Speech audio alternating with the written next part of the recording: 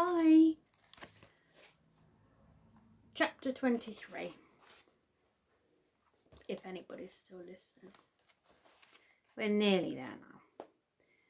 Arthur pushed back the layers of quilts and swung his feet as soundlessly as possible out of the bunk. "What do you think we'll find?" Maudie whispered. "Some evidence that Adora Vane is behind this, that she sent the poisoned cakes over. We found Dad's ship, but it doesn't add up to anything that could work in court. This is our last chance to find out. Unless we have more proof, she'll get away with it." "But shouldn't we wake Harriet and Felicity? Come up with a plan?" "Of course not. Harriet has already ruled out going anywhere near the Victorious. They won't agree to go in. We'll be back before they wake. They'll never know." "But—" "We're wasting time. Come on." Perintha was sleeping on the side of Arthur's bunk. She opened one eye. "Stay here," Arthur whispered. Arthur took Harriet's camera, then hurried on to the deck, closely followed by Maudie. Outside, Turk was waiting for them. "You may walk softly, but your thoughts were loud enough to wake me. Please don't try and stop us. I see you are determined, so I am here to offer my help." Arthur and Maudie rowed Turk across the snow plain on the outskirts of the lake towards the Victorious. The night was deadly still and quiet, apart from the creaks and groans of the frozen lake, and two young explorers on a great wolf outlined in the moonlight, riding across the expanse of the night. They reached the Victorious. "Thank you," Arthur thought, climbing down with Maudie. "I will wait for you," Tyok said. They crept across the snow and towards the great hulk of wood and metal. Silently they climbed up the side ladder and tiptoed across the deck to the hatch. Maudie found the catch, and with a careful click, it released. "She wouldn't suspect anyone would be mad enough to break in," she whispered. The sickly sweet smell of perfume wafted through the hatch. They both froze, but it was silent inside. "We've definitely got the right ship," Arthur said, swallowing to stop a sneeze. They started down the steps. Maudie grabbed his arm. "Wait, how do we know which room to try?" Exploring in the Third Age, Chapter 15. The basic layout of skyships is pretty much the same across all families. The sleeping quarters and stores will be on the lowest deck, galley and dining port side, the library and captain's room starboard. Maudie stared at him for a moment, impressed.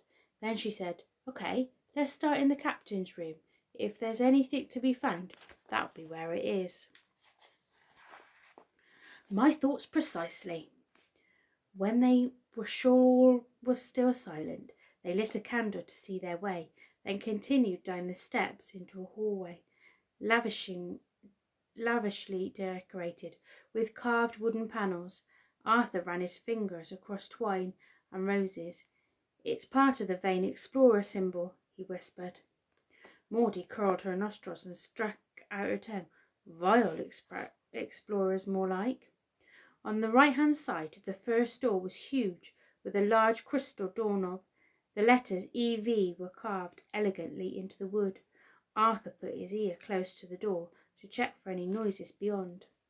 He turned the handle. Inside, the floor felt soft underfoot. A pink fur rug was laid out at the entrance, and in the middle of the room stood a glass table with diamonds embedded in the edges. "Her initials are engraved on everything, Artie. It's as though she wants to put her stamp on the entire wide."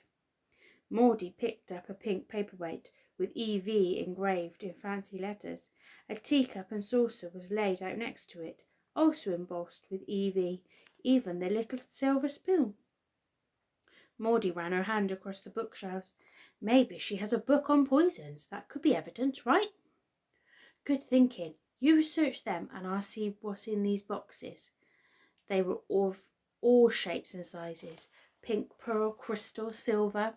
He carefully placed the candle on the shelf and opened the nearest to him. It was full of tiny pink shells. The next was full of pearls, another with a pungent pink spice that smelt the same as Endora's perfume. He stifled another sneeze and put the lid on. Oh, look, here's one on toxic plants. Maybe she made notes in it or something. Arthur opened a small silver box. What was inside halted him. He stared for a moment. It was a silver locket. His hand reached for the locket around his neck. It was still there. Maud, this locket looks just like Dad's. It even has VE inscribed, not EV. She would have probably had an engraver killed for that mistake. No, I think it's meant to be like that. He traced his fingers across the silver engraving. The V and E were delicately entwined, so that the line of the V wound 3 times around the stem of the E. Maudie, it's identical.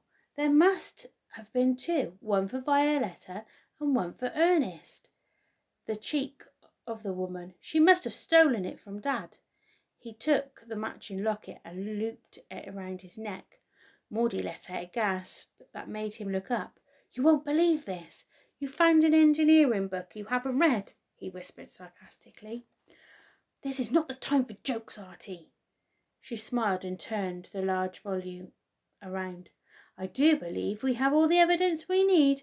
Who's the genius now? She growled. Inside, the pages were glued together into a solid piece, with a central rectangular cavity that held a set of finely crafted drawers. The fronts were covered with coloured paper and fitted with carved frames and silver knobs. Handwritten paper labels gave the names of different poisonous plants: castor oil, valerian, thornapple, and deadly nightshade.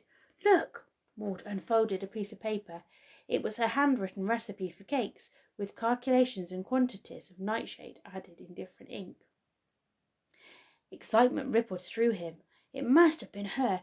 Let's take a photograph and get out of here. Lay it on the table beside the initialed cast. Here, place the candle there for light, and we'll tell the police where this is when we're all back in London, and let her try to explain it away. Arthur laid the book on the table and Maudie took a photograph. Then something brushed past Arthur's foot and scurried in front of him. He jolted and his arm bashed into the table, knocking the teacup. It rattled to the side. Maudie lunged for it, but it was too late. It smashed on the wooden floor. They looked at each other with eyes as round as the moon. It was only a rat, Artie. What's the matter with you? Maudie quickly blew out the candle and tugged him to the door. I'm sorry, I couldn't help it. Let's hope no one heard, she said, glaring at him. But as they reached the hallway, a clonk sounded below, and a sharp female voice called, Who's up there? With a panicked look, they ran for the stairs. See you later.